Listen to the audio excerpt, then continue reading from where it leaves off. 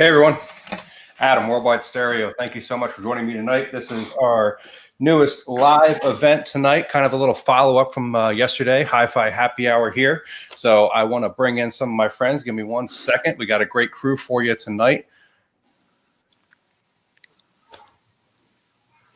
Hey! Hello, Adam. What's going on, everybody? How you doing tonight? Great. Hey. Great. Good to see you. Good to see you. What's up with the shades, bro? I'm just keeping it cool, man. Just for the intro. Just for the intro. You know, it's dark out around here. We got a little bit of a storm happening, so let's everybody cross our fingers. We got some power outages in the area, so we're gonna go as long as we can. We're all working from home, so hopefully everything goes well tonight. I wear my sunglasses at night. Sorry, I couldn't help myself. No, Corey Hart. Yay! Hey, that's a great song. So everybody, yes, welcome. This is Hi-Fi Happy Hour with Worldwide Stereo. I'm your man, Adam, here. And I got some friends with me tonight. Some have been here, and we got a newcomer right there.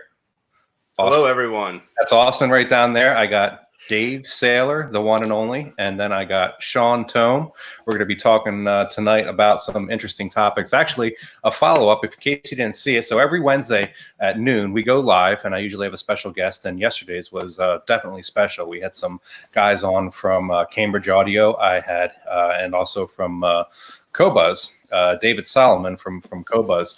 And we talked a lot about what, you know, today's audiophile kind of style system looks like, and a lot of that included streaming, and we got a lot of questions, so we certainly want to follow up with that. We're going to talk a lot about that, but we're going to talk a lot about that tonight, different streaming services for not only music but movies. So but first, you know, I want to go around, introduce everybody again. So let's start with Dave. Dave, give us a little background, where you're from, how long you've been with Worldwide. Go for it.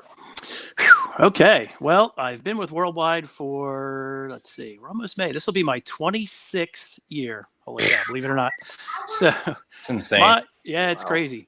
So my story is when I was 16, got my license. You get in your car, you start driving around, and one of the most popular places to go besides the arcade was the stereo store. So, Which was next to the arcade, right? Yeah, it was actually. Worldwide was right there, but I got my start at a place called Silo. If you guys remember Silo at all, it's a competitor to Circuit City from back in the day. Oh yeah. So I would go in there and look at all the stereo gear, and really what drew me in, there was a guy who would stand around playing video games the whole time. And I walked in there, like every time I go in there, this guy's playing video games. I'm like, dude, this has got to be the greatest job in the world. And he's like, yeah, man, this job is so cool. He said, like California attitude. It was really neat.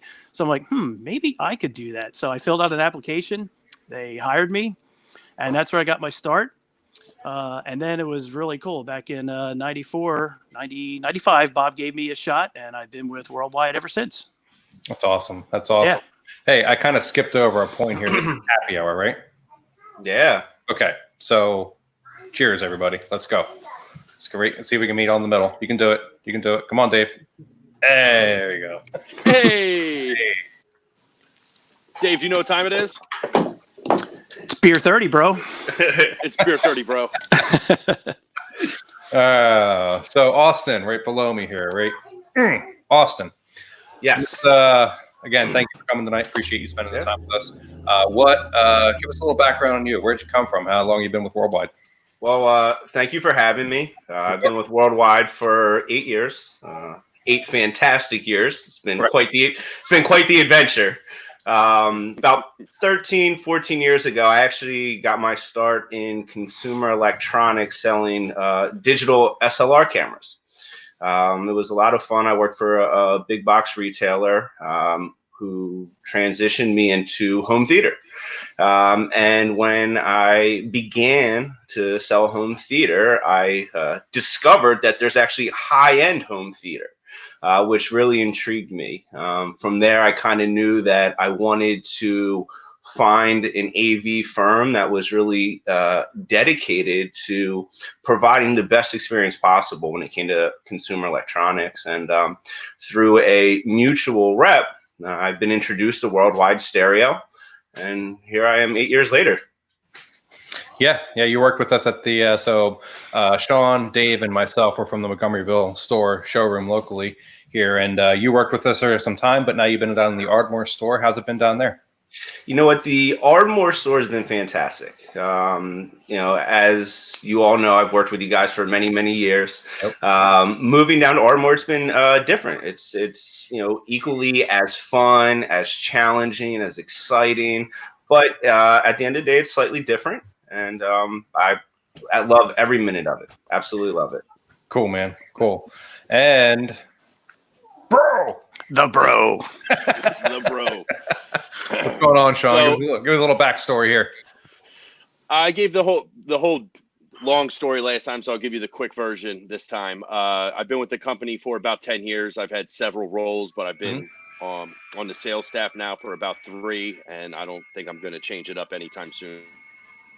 I really love it. I love the interaction with customers, and I love getting to meet new people every day and getting to learn about new products every day too. So it's really, really cool. I kind of really got into all of this when I was like 5 years old, and my dad used to take me to the stereo store with him and demo Cherry Pie so that he could pick out the right system. Cherry Pie. Yeah. That's really what he used as a demo too. It was the 80s, what are you going to do?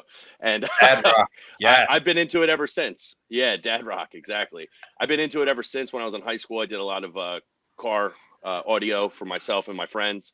And it's just been a passion of mine ever since. And I've been lucky enough to be able to get a job with Worldwide Stereo. And it's been fantastic. So, yeah. Cool. Well, what is, we didn't go over, what's everybody drinking tonight? I'll show you right here. Put this back here. It's on a coaster on top of the speaker. It's all good. This is from King of Prussia, Workhorse Brewing Company. This is nice New England IPA. So I have my little backup here. And Ray, where was Ray? I saw Ray in here. Hold on a second. I got to throw this up here. Where was he? Ray. There is that my buddy Ray? That's yeah. There he is. And my red solo cup. I fill you up. Cheers, Ray. Thanks for joining. So that's what I got going on. Dave, what are you drinking? So I got 2 of my favorite local breweries. I got Free Will. I'm doing Cloudy with a Chance of Meatballs. I mean, you know what it is. Yeah. However you pronounce that. And I know Austin is also going to show, but I love the offerings from Neshaminy Creek. So that's my backup. Yeah. Yep. All right. Austin, what you got there? Let's go right to the Neshaminy Creek, right? Neshaminy Creek, the shape of hops to come. It's one of my personal favorite beers. That's a solid beer. I'm gonna the champagne of beers. No, that would be highlight. Yeah, I know. And Sean, did you say what you're drinking? No, we didn't get to you yet. I didn't. So last week I was drinking Tired Hands double vanilla milkshake, and this week I'm staying with Tired Hands, but I got the Alien Church, which is one of my favorite IPAs. It's fantastic. It's really, really good. Solid. And they'll deliver to you if you're within 20 miles of them. So if you order online, they will deliver it right to your house, which is what I did. That's how I'm able to keep the fridge full. There you go. I want to say what's up to my man Barry. I've been chatting with him a little bit. Can't wait to. He's down in Florida right now. He'll be coming back up this way soon. So can't wait to get back and see him. That'll be great. Who else is here tonight? Oh, Dave, you got a shout out? Oh, there he is. Hey. It's my Florida connection. You guys rock. And I think we should all, because we miss her terribly. Let's all take a cheers for our Jamie. Jamie. Hey. I miss you. Can't wait to get back to work. And let's see here. All right. So everybody also let us know. Oh, wait, check this out. Wait. She's drinking water. Can I go? Bum, bum, bum, bum. Yeah. So please, everybody, let us know what you're drinking, as this is a happy hour event. So I want to get into it. So yesterday, like I said, we talked a lot about some streaming services and having a gentleman, David Solomon from Cobuzz there. Certainly he was very Cobuzz centric in what he was talking about. And that's awesome. It's one of the best quality music streaming services that are out there right now.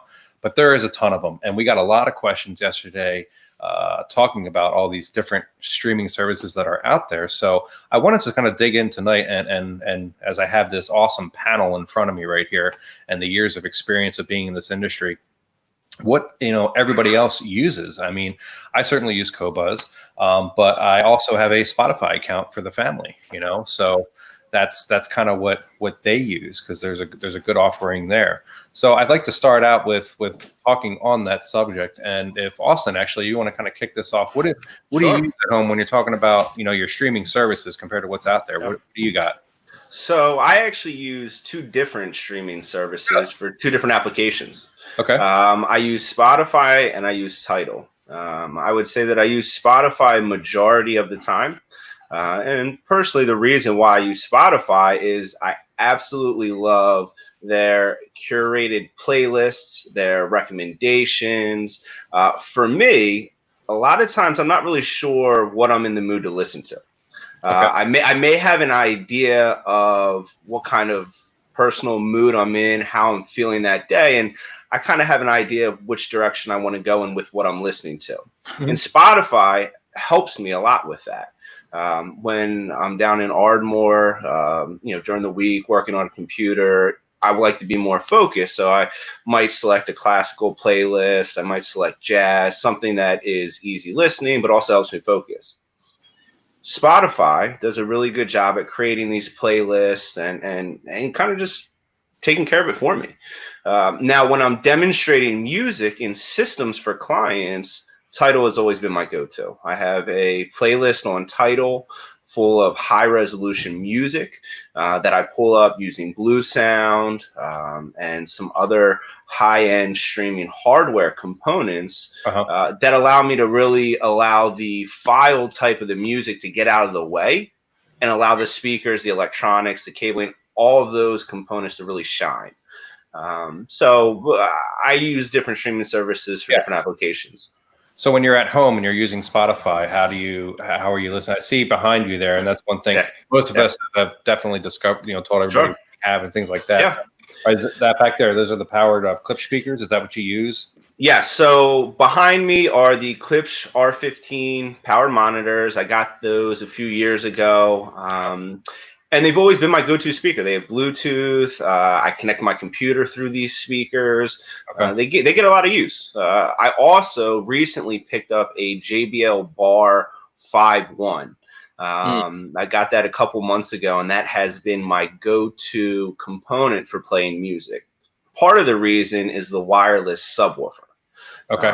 So the fact that I have the sound bar handle the stereo mix, and I have a separate woofer, which gives me a lot of bass response that I was missing out on. So that's kind of been my new favorite toy, and I go back and forth using both. But the JBL is currently my go-to listening device. And you just with that, when you're playing Spotify, how do you get your music? How are you controlling Spotify into that unit? It's a great question. The JBL has AirPlay 2 built into it. Okay. So it's extremely simple. I wake up, I walk into my kitchen, I begin to make breakfast, I open up my phone, I select the JBL Bar 5.1. I use, sometimes if I'm listening to the radio in the morning, I might select iHeartRadio, but I also have playlists. And all through my phone, I can control the volume. I can select the song. And what else is really cool for people that don't know about AirPlay 2 is you can stream music through a device. Let's say you have that music playing in the background, and maybe you're scrolling on Facebook, you're scrolling on Twitter, you're scrolling on Instagram. The audio that plays through those apps will actually play through your phone. It won't disrupt what you're listening to. So that was a feature that I found really cool, because I'll have music playing in the background and we'll spend time on social media. And, in the past with my Bluetooth speakers behind me, the videos I watched would disrupt what I was listening to. So it was a really nice feature that I didn't realize that they had it. Yeah, no, it's certainly an awesome thing when you're using, AirPlay like that it doesn't disrupt what you're doing. A lot of people out there will certainly use Bluetooth and send, their music from whatever they're listening to that Bluetooth speaker, whatever it may be. And then all of a sudden you get a phone call, boom, it cuts it out, or you get a text and boom, it cuts that out. So awesome that it's not disruptive. Cool. Awesome. Dave. Yo. What's your music streaming like in your home, and how do you implement that into your house usage? So the music streaming companies really love me. Yeah, I guess I started probably with Sirius. I've been a big fan. Mm-hmm. I just like the mix of music. I generally listen to more popular music from my youth and through today. So most of Sirius, the channels play popular music, which I love, all kinds of genres. Mm-hmm. Pandora is amazing because once you spend some time and you pick the station and you mold it to what you want, it's all your favorite stuff. And you can put, I think, up to 100 different stations. So I got everything from, White Snake radio to Bruno Mars radio. And I got all these genres. It's wonderful. Probably Pink Floyd radio, right? I'm sure that's in there somewhere. Duh. Thanks, Dad. Shout out to my dad. And they all lead to Journey. There is something with that. We've experienced it. Oh, it's fantastic. Yep. I also do Spotify, and probably the same reason for you. It's for my kids. So they've been using it for years now. They have all their playlists, so I'm never going to take that away from them. They love it. And just like Austin, I use Tidal for my critical listening in the showroom and my personal listening. I have a really good system down in the basement. If I have the opportunity to turn it up, which is not always the case, I get yelled at. And I got a system outside by the pool. I got a system on the front patio. So I definitely stream Tidal in both of those areas. Very cool. Very cool. I want to stop real quick because there's a question that came across that I want to get into from my man Barry down in Florida right now. He says, "What's a good streaming service for country and Western? I am still into vinyl." Well, yeah, I think that's you, Adam. You think I should take that one? No opinion on that one. No opinion on that one. Giddy up. Giddy up.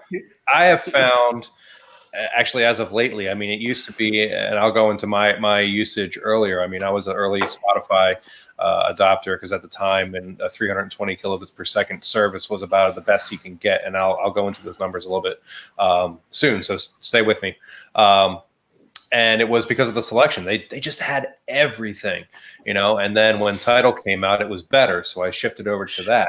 And now that Qobuz is out, I'm shifting over to that. And I'm not finding any problem with finding what I want.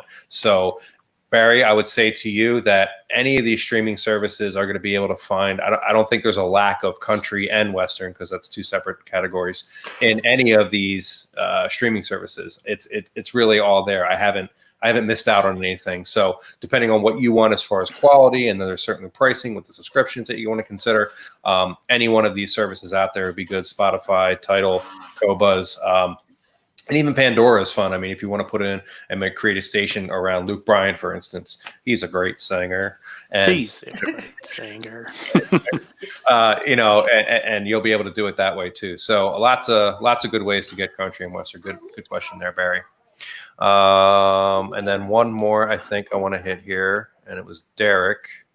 Here we go.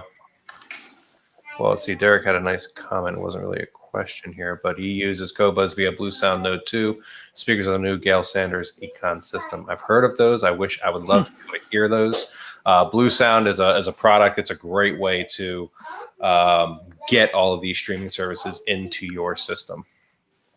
All right, Sean, your turn. What do you? You. What do you use at home as far as what's your go-to streaming service? How do you implement it into your house? Absolutely. So I am a Apple Music user. I signed up for it for convenience sake, really, not so much for performance. But I signed up for the family plan, and I was able to give the password to my wife and both of my parents, because you can have 4 people on the plan for one charge. So everybody gets to enjoy it. We can kind of share like different playlists or anything like that, which is really cool. I like Apple Music because it has a little bit of everything, like most streaming services do. It's got like recommended playlist. It's got different streams and podcasts and things like that. So it's really cool and convenient. And for my house and integrating it into this existing system that I already had, it was super simple. I have speakers in my bathroom, in my kitchen, obviously in my living room. So I'm able to integrate the whole house on with my Apple Music through my Sonos system, and it's very easy to use. So Sonos is kind of your, as I mentioned, Blue Sound earlier with the last comment there. Sonos is kind of your choice of equipment to feed that into your system at home. Yeah, absolutely. So the reason I did that really is because when I was putting my system together, when we moved into this house, we had the Apple Music account, and Sonos is the only platform that allows you to use Apple Music. So I wanted to keep it as simple as possible. And that's the reason I went that route. Yeah, that was so that was a few years back, and folks, I want to let you know now, in case any of you are Apple Music users and you're considering getting into a streaming system, the popular ones being Sonos, Hios, and Blue Sound, and also Yamaha Music Cast. Those are kind of the four heavy hitters that are in the industry. If you have Apple Music, there's ways in utilizing what Austin was talking about earlier in AirPlay to actually send that music to almost any one of these services. So at the time, when Sean was putting this together, he had to choose Sonos because Sonos was the only partner with Apple Music at the time. But now with the AirPlay stuff kind of taking over all these services, you can use AirPlay to get Apple Music to almost anything. Austin also touched on it and did a really good job. But I also use Tidal when I'm in the showroom to do any demos and things like that. The quality is definitely going to be a little bit better than Apple Music. So that's what I use in the showroom. I was just going to say, who does not miss the showroom? I miss the showroom. So do I. Miss the showroom. I miss it. I totally miss it. This came up, and I want so. He said, I didn't know about the AirPlay. That made this session worthwhile for me. I'm always learning something from Worldwide Stereo. Thank you so much, for that awesome comment. We try our best to make sure that we inform and talk about everything. We're not trying to just push any one thing here. We want to really talk about what we have to offer and everything that's out there. So, all of this that we do as well is on YouTube. So we post these things to YouTube. You can go back and watch them later in case you missed something, or you can go back and reference it if you're like, oh, what did he say about that? It's definitely on YouTube and Facebook as well to go back and watch again. I think we're gonna later on in the show we're gonna get into some good recommendations for video streaming too. So you can always go back and check out what we recommend. Boom. Video? Who watches video? It's all about the music. Netflix expert. Yeah, right. So, here, this just popped up, and I was going to kind of get into what I wanted to talk about. So, why do you think Tidal is just a little bit better than Apple Music? All right, Daryl. So, stay with me here, and everybody, this is where it's going to get a little. I'm going to go throw some numbers at you, and I'm throwing the numbers at you because I want you to be able to kind of quantify what we're talking about, and it helps understand it better. It's exactly how I'd explain to it somebody on the showroom floor. So, digital music is in ones and zeros. And the most important number out there is what's called bitrate. Bitrate tells you kind of the quality that you're getting, okay? And our reference is a CD. So everybody listens to CDs, has listened to a CD. We're all familiar with what a CD sounds like. And if you look at the quality level of a CD, the bit rate of a CD is 1,411 kilobits per second, okay? So remember that number, 1,411 kilobits per second.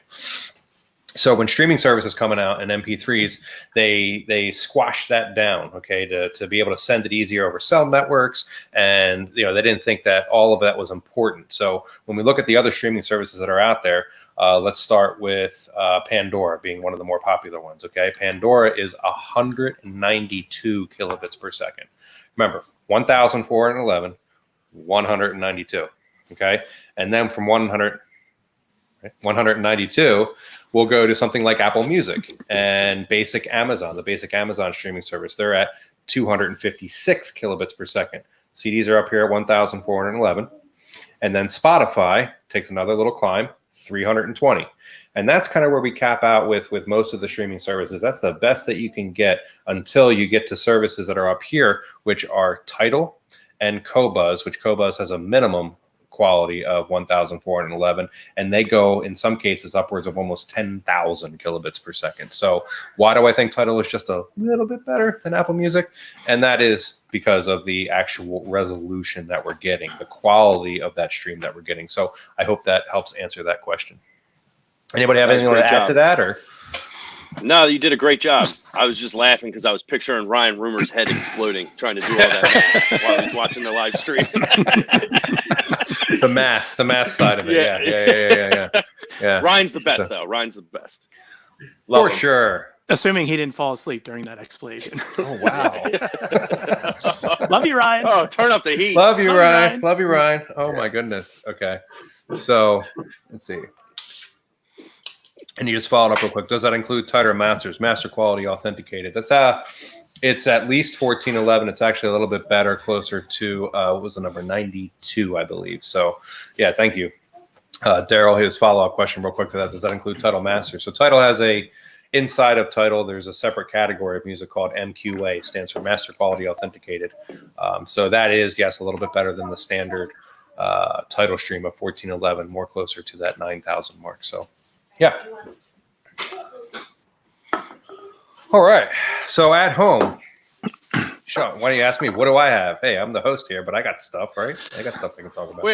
You have a lot of stuff. What do you have? The show's not long enough. The show's not long enough. What don't you have is probably be a shorter answer. That is the shorter answer. What I don't I have? Yeah, you got it.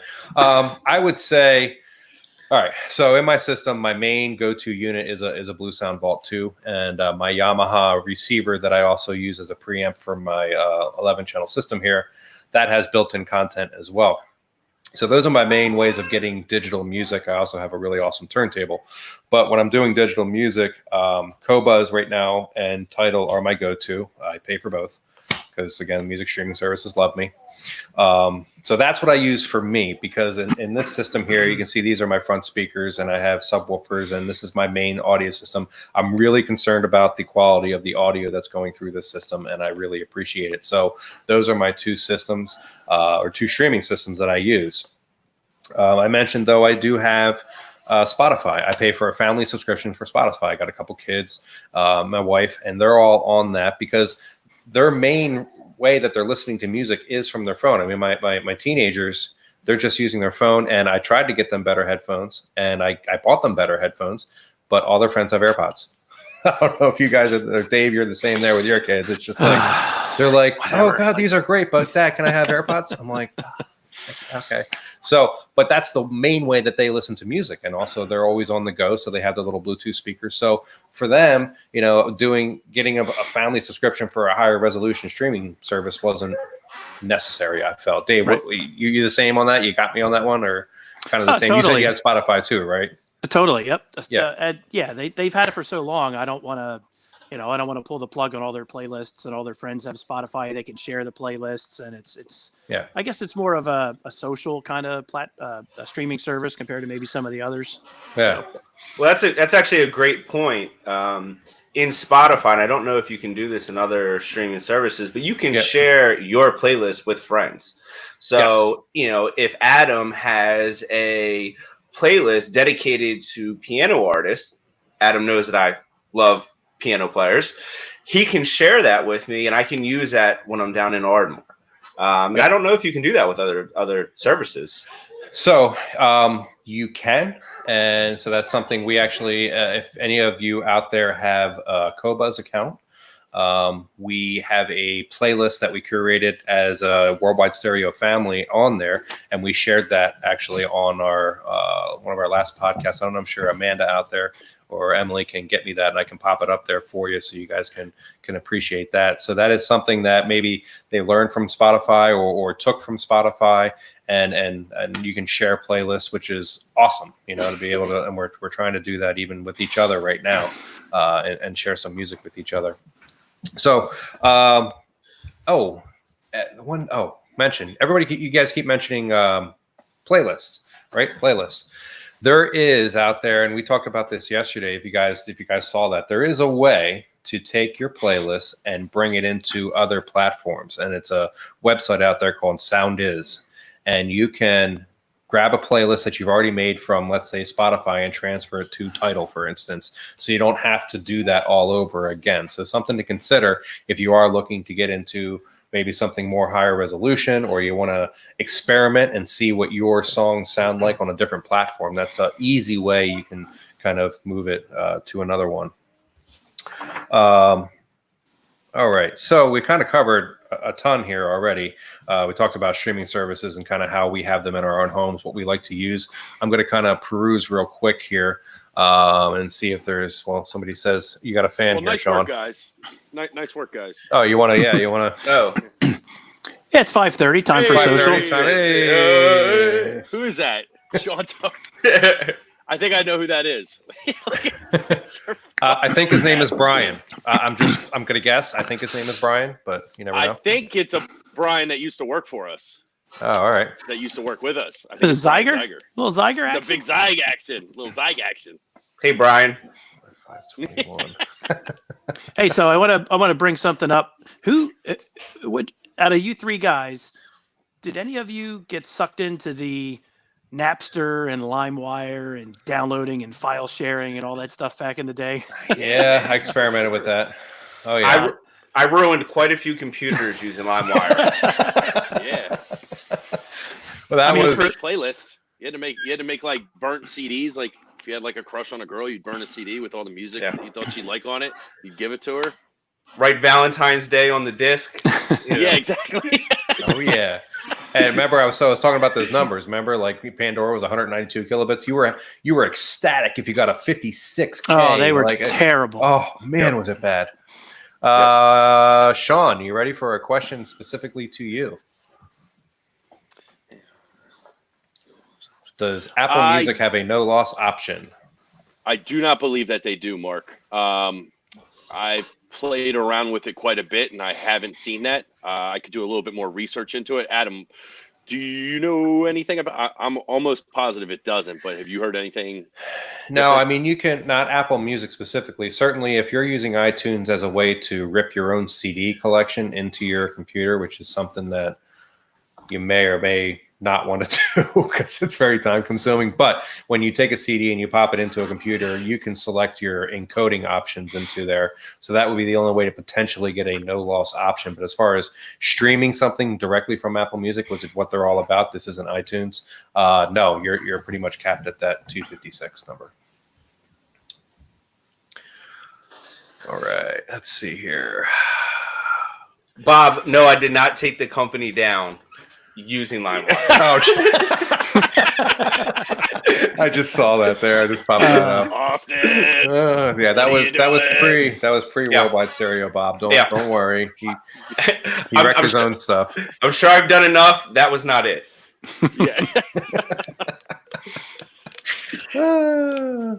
Excellent. Wait, hold on. LimeWire. What's that? Cheers to Bob and Karen. Hey. Bob and Karen Bob on board. and Karen. Thank you. You guys have been awesome in this time. I know a lot of you. Hang on a second. Are wanting, our showrooms back open. Like we said, we want to get there too. We're doing our best. We'll be there for you. We're here remotely for you. There's a lot of options that we have on our website to help you out. So reach out to us. We're dying to get back in the showroom. We thank you for all the support. These live shows have been great. I love seeing our old friends and familiar faces. And you guys, I miss you all. So we can't wait to get back. Me either. Wait, who? From downtown. Whoa! That was the wife. That was the wife chiming in. She can't wait for me to go back to work. Okay. That's a deep burn, man. Thanks, dear. A deep burn. That's awesome. Wow. All right. So I'm going to shift gears, and we are going to move into, now we talked a little bit about music, and please, if you have more questions, keep them coming. Remember that there's a 30-second delay in what we see on my comment. So, I'll say, if I say type in the number 1, in about 30 to 45 seconds, we can see number 1 starting to populate through our comment section here. So we'll get to them. Please reach out. Hey, I just saw, hold on. Yeah.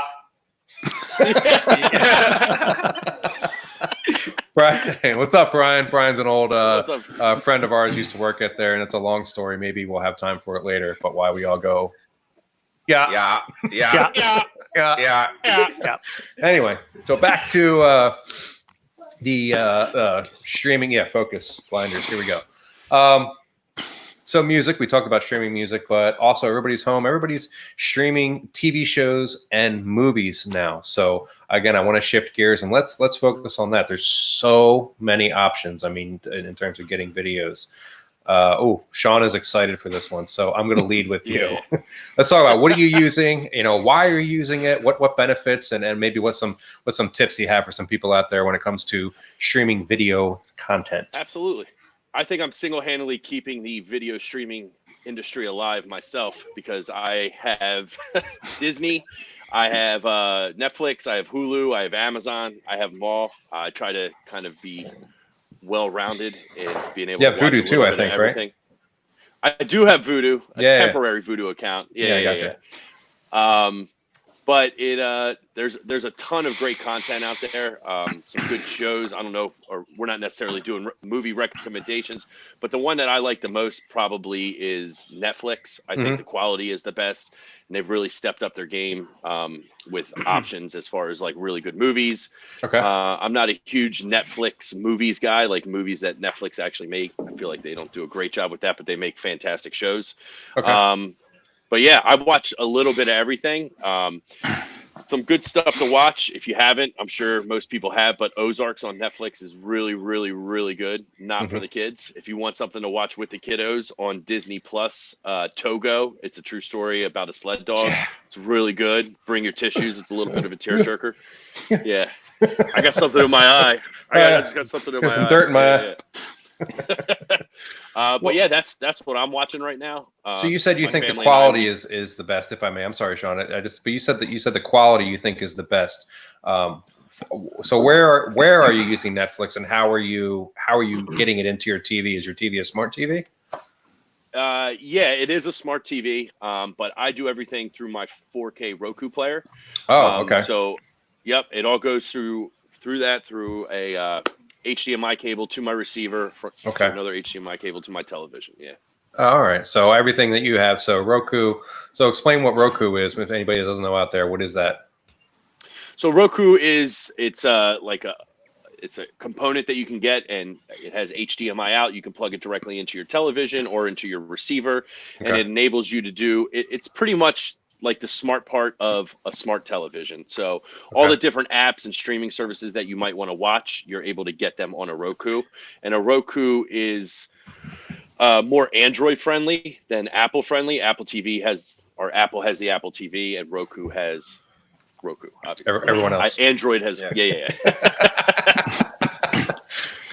Okay, so cool. Yeah. So you're doing Netflix through there, and you think, so the Roku. How about you, Austin? What do you watch a lot of?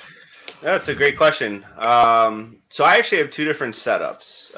In my family room, I have a 55-inch Sony 930 LED television, which I use the apps. I watch Netflix, I watch Hulu, I watch YouTube, I watch Disney.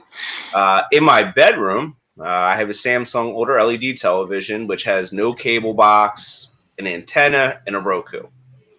Old school stuff. I've watched mostly Netflix, Hulu, YouTube occasionally if I'm stepping outside of the box when it comes to content. But on Disney, I've recently watched Onward. If anybody has seen that, I enjoyed it. I thought it was a really good. It was great. I loved it. I love the premise, the quality of the film, the animation was excellent. I watched it in HDR, 4K, so it was terrific. I just finished watching Waco. I don't know if anybody's watched Waco yet. I finished that last night. Extraction. I heard that was really good. You know what? It had a unique perspective on everything. You got to go and watch it yourself, but I enjoyed it. And Extraction with Chris Hemsworth. I actually enjoyed that. Yeah. Well, of course, that's what I was thinking. Thor with a machine gun, just mowing them down. But quality-wise, I'm set up for the Disney Plus, which offers 4K and HDR. My TV is certainly capable of doing that. I hate to admit it, I don't have the 4K Netflix yet. So Bob, if you're listening, maybe you can hook me up with a What? password. Come on. But yeah. No. Wow.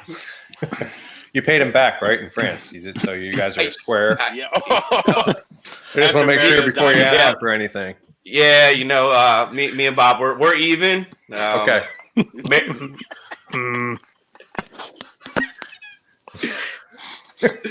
All right, let's tighten it that back note, up. Dave. Let's tighten it back up. Let's bring it in. What are you doing at home there? Well, I don't watch as much video as most people. I love music so much more. But I know I'm late to the party. And get ready for this. I started watching Game of Thrones. Oh, wow, nice. Yes. Is it yes. I'm on. I'm on episode. I'm up to episode 10. So here's a quick shout out to somebody who I haven't seen in a long time, Ross White Cabbage. You're probably not watching. Hopefully you are. Ross told me the best thing about this show is the cinematography. Yeah. He's like, and the acting, just pay attention to, it's amazing. You watch it and they have a scene and everybody, a scene and the women are, they're cooking and they're doing this and the kids are running around and the leaves are falling and there's little ripples in the water. Like they paid so much attention to detail. The cinematography, I think, is excellent. And they're at this point in season 1, they're just painting the backstory with everybody, but it's just really neat to see how everything is progressing. So I've been enjoying that. And I am watching that. I have many ways to watch it. I have smart TVs. I have Roku. I have TiVo, which most people don't like TiVo, but it actually took my network down this week. So maybe we'll talk about that on a different podcast kind of thing.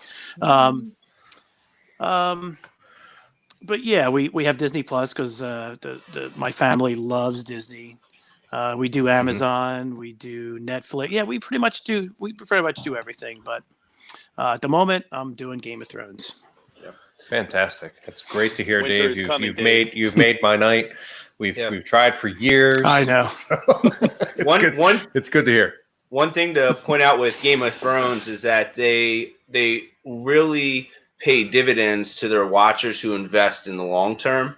So as you get deeper into the show, you're going to start reaping the rewards of continuing to watch, and things start to pay off. And it's a really rewarding show actually to watch and enjoy. And some of my absolute favorite moments in cinematic history are from Game of Thrones, personally. Cool. The episode Battle of the Battle of the Bastards, I think, is probably one of the best battle scenes ever filmed. Yeah. Movie or show ever. Yep. Yeah. And the Red Wedding, I mean. Yeah. And even we'll leave that one tucked away. Yeah. You're not No spoilers. No spoilers. The chat room's just blasted with spoilers right now. So speaking of the chat room, I want to get to this question real quick from Derek. Maybe a stupid question. There are no stupid questions. On surround sound, if I have a 7.1 receiver and only use 5.1 or 5, i.e. no 2.1 sides and a sub, what happens to the two signals? Do they go 5?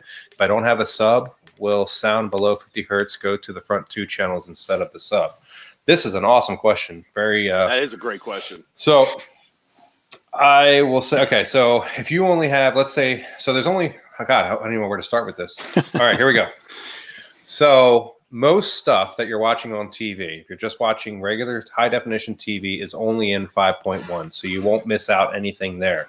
If you happen to be watching Blu-ray content, for instance, discs are still, I know streaming is great, but the actual quality of picture and sound is still the best on a Blu-ray disc. You're going to get up to 7 channels of information there. So in that scenario, and you don't have the rears, yes, all of that mixture goes to your 2 surrounds. You don't have those extra surround back channels. So that mixture still stays there. And then it says, if I don't have a sub, will the sound below, say, 50 hertz go to the front 2 channels instead of the sub? Yes and no. It depends on your preamp, okay? Because when you're talking about surround sound, you mentioned 7.1 there. Well, 0.1 is the specific subwoofer channel, and if you don't have a subwoofer and you tell your receiver, what have you, that you don't have that, some of them, yes, will redirect that LFE information to the front. It's going to also be important in your front channel setup of your piece that when you're selecting what's called the size of your speaker, or sometimes the orientation, there's usually a selection for either small or large. If you set it to large, that says play everything that you give me. Play the full audio spectrum of sound. So in that scenario, if you redirect the LFE, yes, it will play it. It's probably advised, though, that you do put your front speakers on small and set it to about 50 hertz or 60 hertz, not because they can't do it, just because sometimes that's it can get overwhelming for a front speaker to play that much information. So it's a yes and no. And if you want to follow up with that, you can contact us and email us if you want a little bit deeper of an explanation. So, because that's a very, very awesome question. It's very detailed and elaborate. So guys, did I miss anything there? Did anybody want to pop something else in there that I didn't mention? Anybody have any thoughts? No, I think you nailed it. Be careful.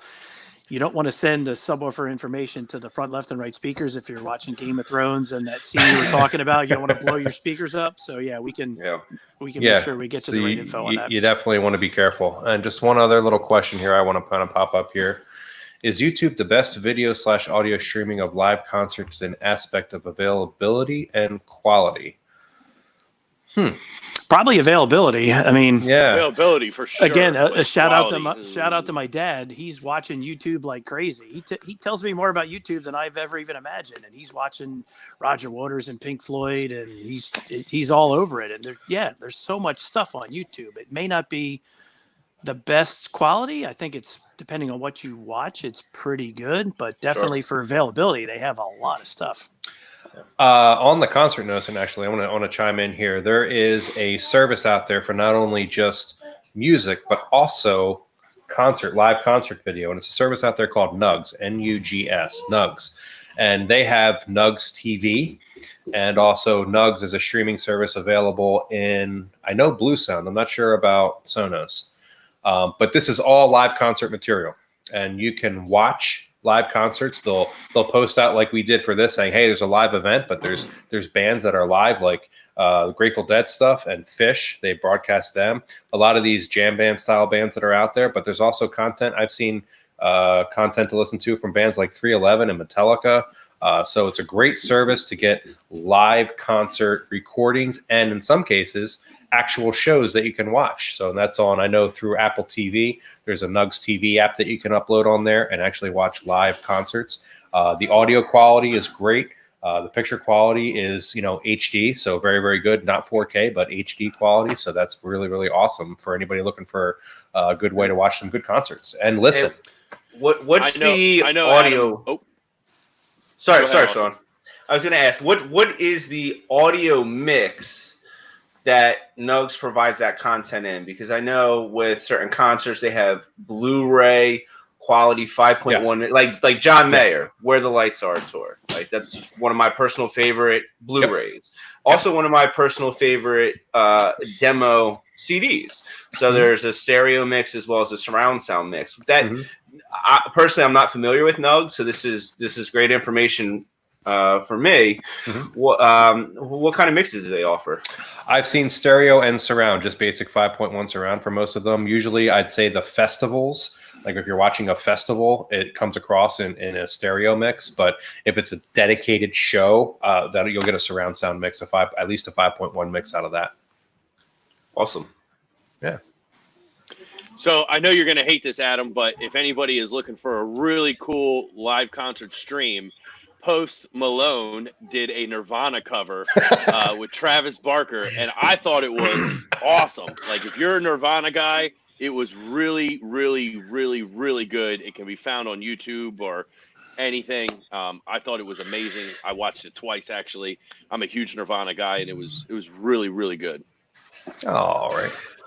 Has anyone seen the Nirvana Unplugged? Do they have a Blu-ray DVD copy of that's mixed in 5.1? I don't know about Blu-ray. Certainly DVD quality, because Yeah. that's kind of when that came out. That was the 90s. I'm just I curious. haven't seen a Blu-ray. I feel like that would be an awesome, 5.1 mix. If you were to actually watch a concert. Yeah. I mean, that would be cool if definitely it was in Blu-ray quality. I just don't know. Just one other. The Nugs guys are actually local. As a local company. So if you want to reach out and support them, that would be awesome. I certainly love, like I said, watching all that stuff. Support your Nugs. Who doesn't? Dave, is that a number 5 jersey on your couch behind you? Is that a McNabb jersey? So it is. That's the throwback from way back when. Yeah, that's good call, Sean. Hey, Adam. I've been. It's all yeah. Before we get run out of time, I was just curious if we could have a chat about what's going on in the movie industry. That really is fascinating to me right now. Certainly. So you kick it off. Go for it. Well, I saw yesterday that AMC theaters decided that they're no longer going to show Universal Studio films, and part of that was a response to Universal almost touting the success that they had with the Trolls World Tour film. And for us, it's really interesting because a lot of what we do is we provide experiences for people, right? It's not necessarily we're selling somebody a projector, speakers, a screen. We are providing you an experience, all of those things packaged together. I love going to the movies. I go and check out all the new blockbusters in the theaters. That's just something that I continue to still do. So it almost made me wonder, it's like, where are we heading? Are film studios now going to release their new movies, straight to home as well as in theaters and allowing people the choice? And is that what people want, right? Like what does the movie industry look, from a sales standpoint look like? Whoops. No, that's a great point. I mean, we're certainly at a time right now where the release to home has been popular, and we're seeing more and more in that. As right now, movie theaters are shut down. We can't kind of go there. So what's that look like for the future? I don't know. It's certainly a good time as we're all sitting around, in our homes, and maybe we're looking at that, at that spare room or whatnot, and thinking, man, I really haven't been to the movie theater in a while. Can we do a movie theater or something like that? And plan for it now. Start planning now. I mean, we can certainly help you out with that. Our partners that we have can really build you a phenomenal movie theater to have in your home. In a few weeks, actually, we're going to have a special guest who we all love on our show from Cinematech, and Cinematech is one of our partners for building theaters. So we want to talk about that and getting them involved soon. So yeah, we're all looking around at our rooms, like I said, and there's a lot that we can offer when it comes to planning out a theater, and you want to start that conversation soon. What's up, Sean? So it seems like people probably won't be going to the movies as much, at least anytime soon, with everything that's going on.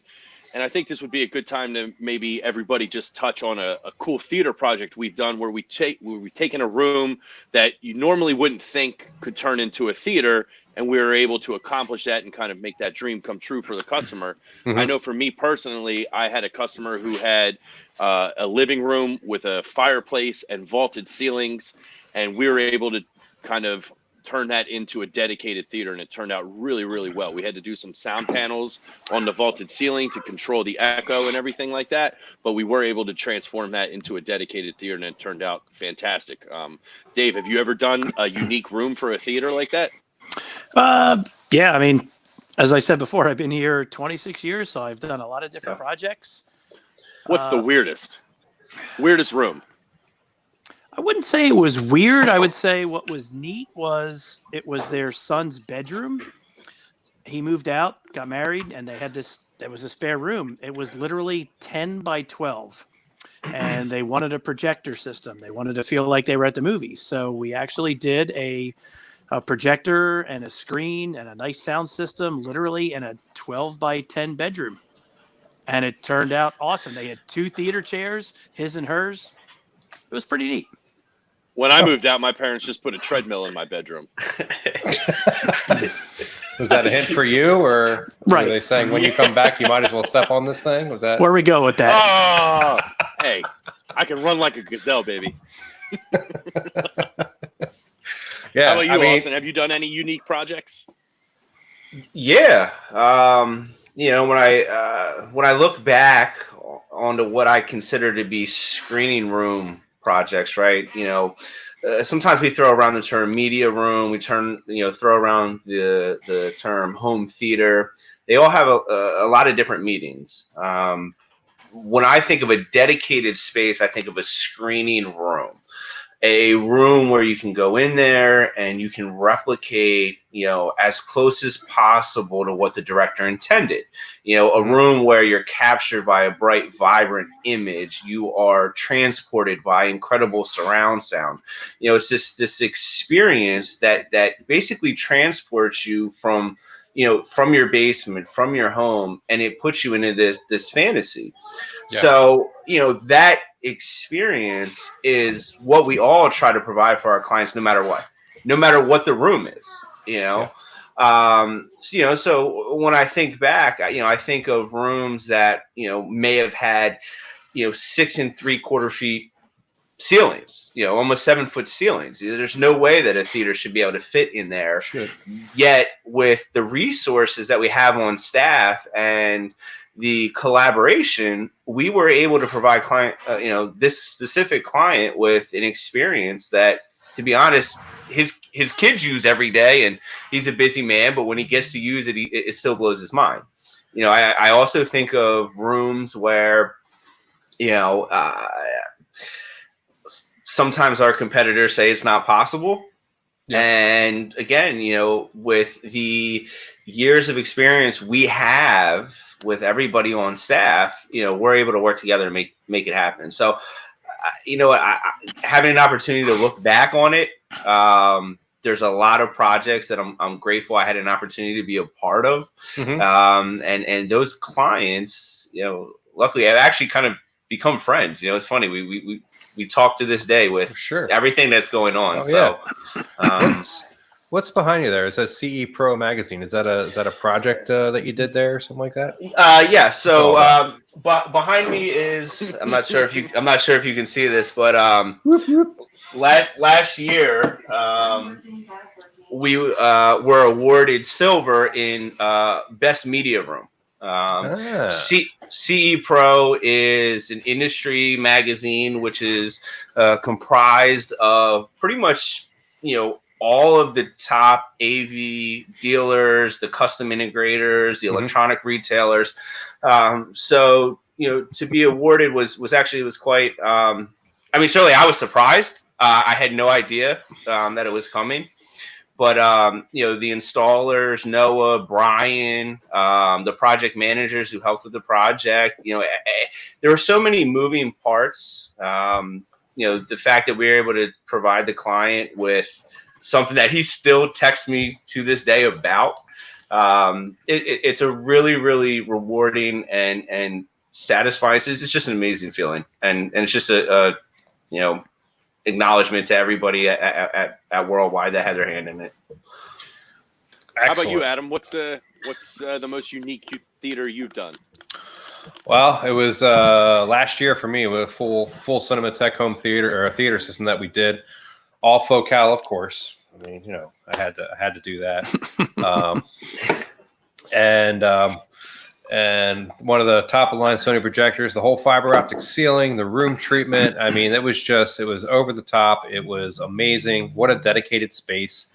But it was definitely a smaller room. It was hard to try to accommodate everything. We had a lot of planning involved, a little bit of a low ceiling in the back for the projector. So it wasn't an ideal spot for the projector, but it just kind of worked out. And we really worked with the builders that we have that partnership with the builders and Cinematech doing the room treatments and all that kind of stuff.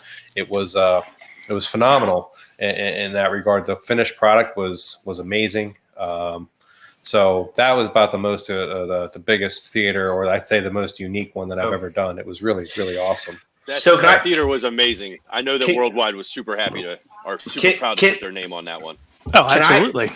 Can I ask you a question about that theater? Yeah. So in that theater, you used a unique product, which was the Focal AV receiver. Yep. So I never personally had an opportunity to chat with you about it, but what were your thoughts? I mean, how was that product? That's a dynamic piece. So Focal partnered with an AV company out of France called Storm AV. So Storm AV is a well-regarded French high-end manufacturer, kind of similar to Macintosh is in the U.S. So it's their stamp on the front of it, but it's really a Storm AV product. It incorporates some of the latest surround sound calibration from a company called Dirac. That's built into the machine. It just was able to do everything that I needed it to do, pass all the 4K. It's a natural fit because they kind of custom tailor the amplifier for the speakers in that regard. I mean, it was the right receiver to match with those Focal Electro speakers that we put in there. So and what was the process that you went through to determine that piece as being the best piece for that theater? Oh, I would just, I mean, that's a question I would say. I mean, looking at the specifications of the speaker and knowing the capability of the amplifier. I mean, I spoke with Focal and I took their recommendation. I mean, I know that they're going to recommend their own stuff, but looking at the options and what I needed to do to power everything that I had, it just was the right fit. Absolutely. Yeah. You know, I would imagine that a lot of our customers, a lot of people that you know, watch what we're doing now probably go through a similar process, right? You know, I want to build a home theater. You know, there's a million different speakers. There's a million different electronics out there. Mm-hmm. How do I make the right call? You know, how do I choose what is best for me? That's getting us involved as soon as possible. You know, that's your golden ticket. Give us a call and get us involved, and we can work with, again, Cinema Tech to help out with the acoustics of the room, which is so important to get that right. And then we have builders that we can recommend, or if you have, you know, your own builder that you trust, because Cinema Tech will, and again, this is going to be further. We're going to have a special live event with Cinema Tech in the near future, and they'll help you build that room out to what you need, to what we're trying to accomplish. So, yeah, great partners to have, and we can do everything. I can even sell you a golf simulator. Did you know that? Like, nobody's playing on the golf courses are open up right now, but we can even get you into that. Like, we have so many options that we can help you out with right now. So get us involved early. That's the best advice I can give you, guys. Here, answer I've been working this. on my short game. Oh yeah. Yeah. Whoa! Hit my microphone there. So it seems you're all experts in headphones looking at this stream. Mm-hmm. Do you have recommendations for wireless? It's HT. I'm going to say home theater headphones. Example: Sennheiser, or I'm guessing it's home theater. Yeah. Home theater headphones. Well, the Sony's. I'll start. What I'm wearing is the Bose QC35s, which are great for they're like the utility player, I would say, of headphones. I'm able to use them when I walk the dog every day, when I cut the grass, the few times a year I work out. The few times a year I work out, I wear them. But really what they're best for is for traveling on an airplane. They have noise cancellation built into them.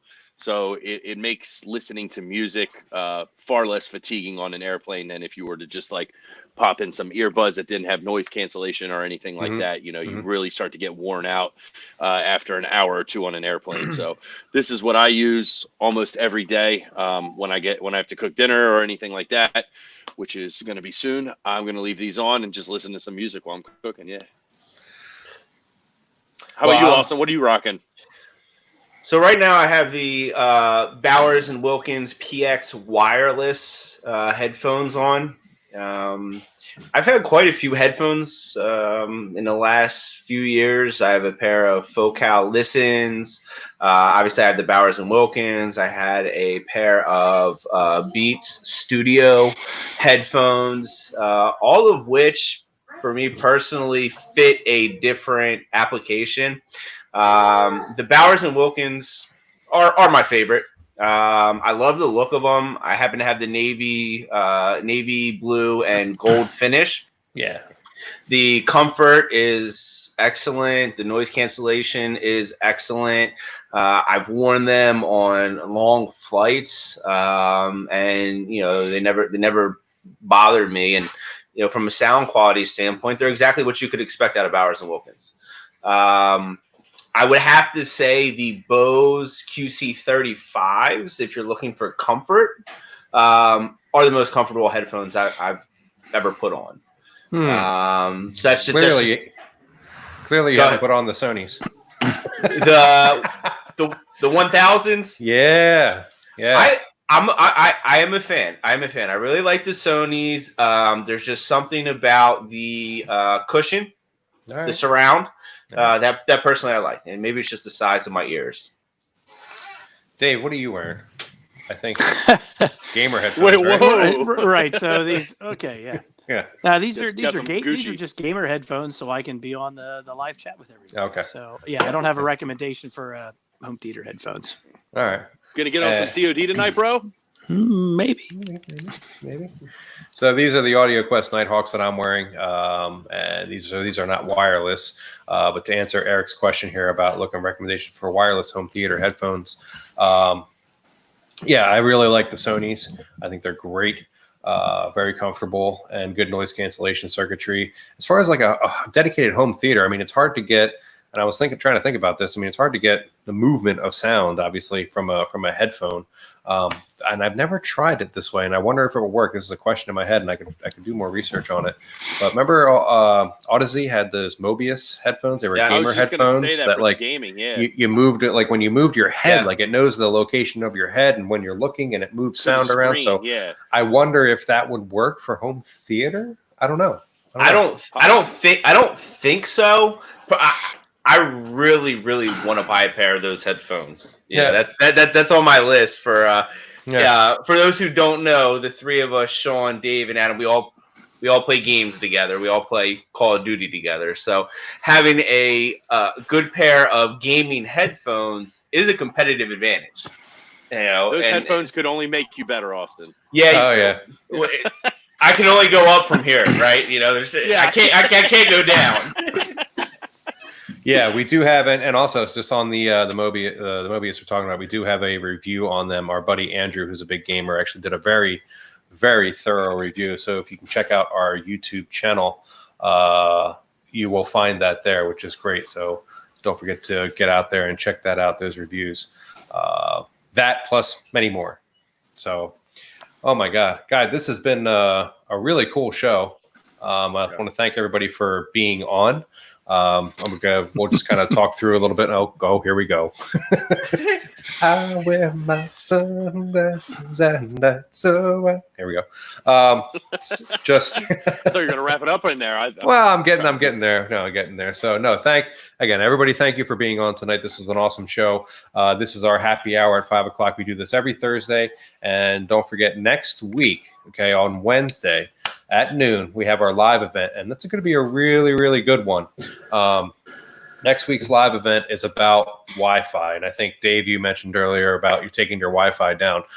Wi-Fi is a mysterious thing. It seems easy enough that it should work all the time, but there's probably a lot that you don't know about it, and we could definitely answer a lot of questions about what you have and maybe why you don't have Wi-Fi in one area versus another. How you really need to understand how it works in order to realize why it's not working potentially. So that's next Wednesday at 12. We're going to have our special guests are going to be some of our own people because they're very, very good at understanding Wi-Fi and explaining it to you. And then the happy hour after that on Thursday at 5 will be a little bit of a follow-up because I'm sure we're going to have a lot of questions on that. So guys, any last words you want to throw into our wonderful audience before we go here? Thank you to everybody. Thank you, everyone. Watched, yeah. We're here to help. Special shout out to everybody who's an essential employee. Thank you very much. We super appreciate it, and we're working from home. So if there's anything that we can do for you, let us know. Yeah, Totally agree. Absolutely. And thank you to always our back end support, Emily and Amanda are on the back end and making these things happen. We're on camera, but there's a lot of good that goes into this to make this happen. So thank you all for making that. Let's give one last cheers to the essential workers if we could. Absolutely. Thanks, guys. Cheers. Thank you. Cheers. Cheers. The real heroes. Thanks, guys. Mm-hmm. All right. So I will leave you with this. I just want to remind you that the most important music in the world is what you listen to. It's your own music. So please take the time to listen to music every day. This is Adam with Worldwide Stereo. Thank you so much for joining us. We'll see you next week. So long. Take care, everyone.